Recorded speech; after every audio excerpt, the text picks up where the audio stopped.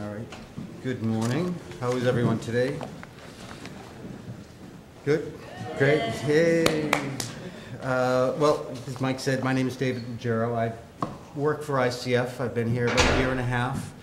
I've been associated with the Energy Star Homes program in a number of ways. Probably over the last 10 years, I've either been building Energy Star Homes, working as an account manager for various energy efficiency organizations, and now I'm actually training. So I bring a wide variety of experiences, either building, recruiting, or helping to administer the program. And what I've found, this is strange. I don't know if I should be looking here or there, but I'll look right here. What I've found in those 10 years is the ability to meet any high-performance building standard is one successful formula, and that is just to rely on what you know and then delegate all the rest. You hire subcontractors. If you're not a capable HVAC individual, if you can't hang drywall or install insulation, you always hire that out. And what I want to really convey to you today is that build on what you do know, and what you normally know is code. What you're familiar with is code. And what you're unfamiliar with in regards to Energy Star, you want to subcontract that out. You want to hire a HERS rater. We now have 3 HERS raters in the room. I don't know if Bruce Bennett walked in, but these are the people that can walk you through the very long checklist, the very long standards. I'm hoping all of you got some of these, and get you to a level of compliance and a level of comfort where, well, you'll always need them, but you won't need them as much. So in order to delve into this, what we're going to cover today is just the Qualified National Homes Performance Path. I'm sure you're all familiar with prescriptive paths to code and performance paths. This is based on how well all of the components in the house, when tied together, match up against code and match up against the Energy Star standard.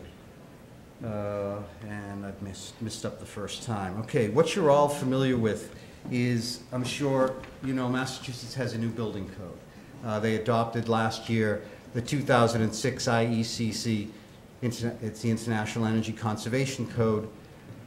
That superseded anything that came before it. It has an energy section, Chapter 4. What you may not know is that this has changed already. Massachusetts has to adopt the 2009 standard within, is it 9 or 18 months? I think it's 9 months.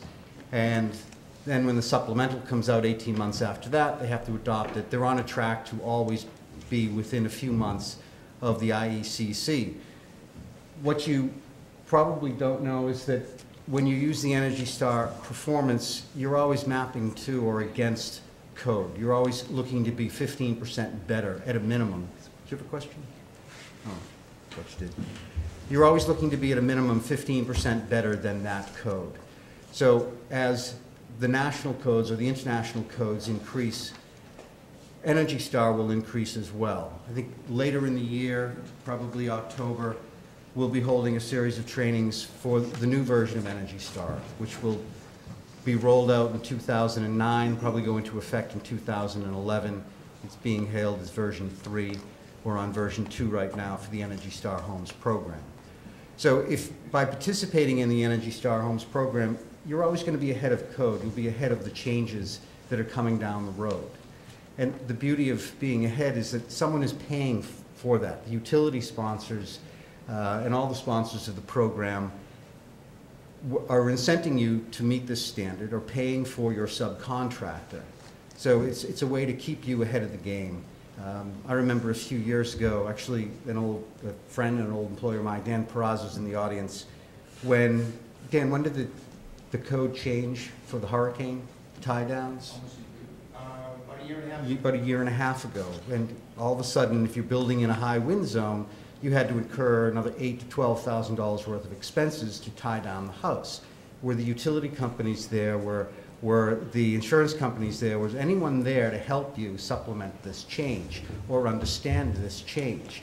Here you have, a state mandate with the Green Communities Act. You have a national mandate coming out of Washington that energy efficiency is the future, and you have someone in your corner that's paying you to do that. So if you want to become familiar, just, stick with, oh, I already got it wrong. Stick with the Energy Star standard here. And this is what we're going to cover in detail. If you look at the first section, you're looking at actually 3 different things on this page. That in order to qualify as an Energy Star home, and these are the performance requirements, you must meet all applicable codes.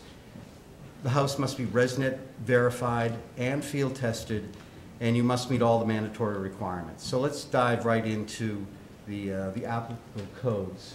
What you're familiar with, most of you, is ResCheck.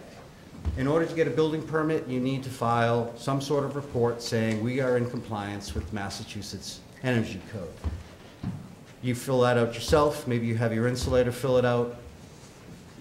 What you're unfamiliar with is the REMRate software. This can be used to qualify any home showing compliance against Massachusetts code. It can also be used to show compliance with the Energy Star standard. Now, Mike had talked about the HERS index, which is a scale roughly starting at 100 if you're code compliant, working down to 0, or as we're finding in some houses today, below 0, showing the energy intensity or the energy usage of your house. At a minimum, you need to show an 85, you need to show 15% compliance. And REM will give you reports that will give you a numeric rating. They can also generate reports that you can take to your code official, get your building permit that way. You can also generate a report saying, well, gee, your loads aren't exactly what they should be. They're higher than normal. If you add more insulation to the wall, you'll bring it down. If you give your HERS rater a set of plans that you're building today, he can rate it for you. That's the first part of the program, to qualify the home. If your plans as specified and as designed score a HERS 90, you're not in compliance with the minimum requirement for Energy Star. What you would need to do is look at every different component within that house that consumes energy and find a way to decrease it by 5 points, which is equivalent to being 5%.